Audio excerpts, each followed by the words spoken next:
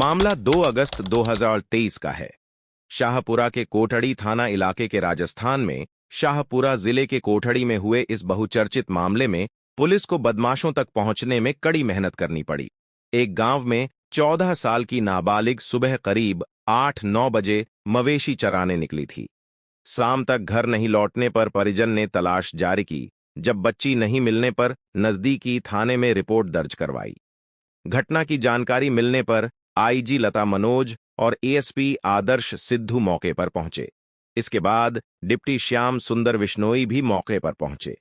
मौके पर पहुंचने के बाद भी पता नहीं चला कि वारदात में कौन कौन शामिल हैं, क्योंकि हत्यारे भी पीड़ित परिवार के साथ बच्ची को सर्च करने का नाटक करने लग गए थे। सबसे पहले भट्ठी के पास बच्ची की चप्पल मिली। हत्यारों की पत्नी से भट्ठी का गेट खुलाया गया। उसके बाद भट्ठी को देखा तो उसमें जले हुए अवशेष मिले। बच्ची का कड़ा मिला। इससे समझ आ गया था कि बच्ची को यहां पर जला दिया गया है। उसके बाद पुलिस ने भट्ठी के आसपास रहने वाले लोगों से सख्ती से पूछताछ शुरू की। पता चला कि भट्ठी हथियारों की है। मौके पर फॉरेंसिक टीम एफएसएल को बुलाया गया था। टीम के सदस्यों ने भट्ठी से करीब 300 किलोग्राम से ज्यादा राख और कोयला बाहर निकाला।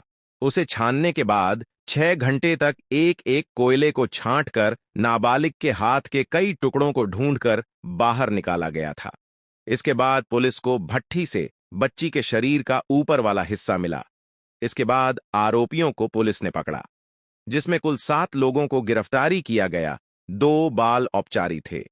गिरफ्तार 7 लोगों का पहले 5 दिन का पुलिस रिमांड लिया गया।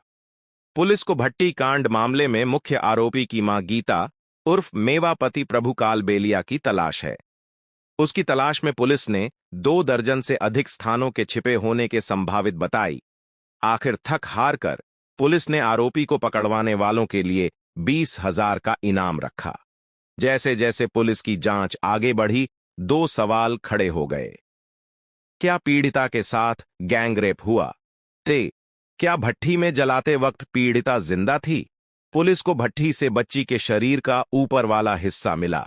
आधे से कम शरीर मिलने के बाद पुलिस के सामने सबसे बड़ा चैलेंज यह था कि रेप हुआ है या नहीं। इन लोगों ने कहा था कि बच्ची चिल्लाने लग गई थी, इसीलिए पहले बच्ची को मार दिया, इसके बाद उसे भट्ठी में डाल दिया था।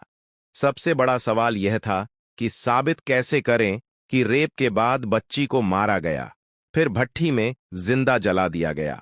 बॉडी का आधा हिस्सा पास के तालाब में फेंक दिया। मौके पर एफएसएल की टीम को बुलाया गया। इसमें डॉक्टर अजय शर्मा ने बदमाशों का मेडिकल टेस्ट किया। इसके बाद कालू और कान्हा के प्राइवेट पार्ट का एग्जामिन कर बच्ची के डीएनए से मैच कराया गया।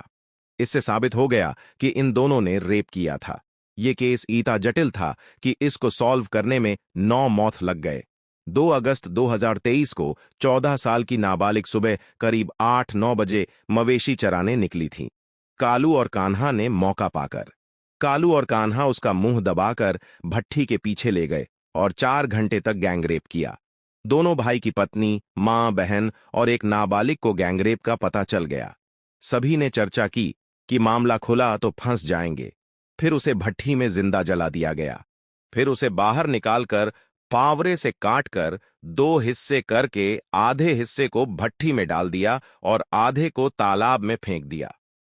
9 मंथ बाद कालू और कान्हा फांसी की सजा सुनाई गई और कोर्ट ने आरोपियों की पत्नी, मां और बहन समेत एक नाबालिग को बरी कर दिया।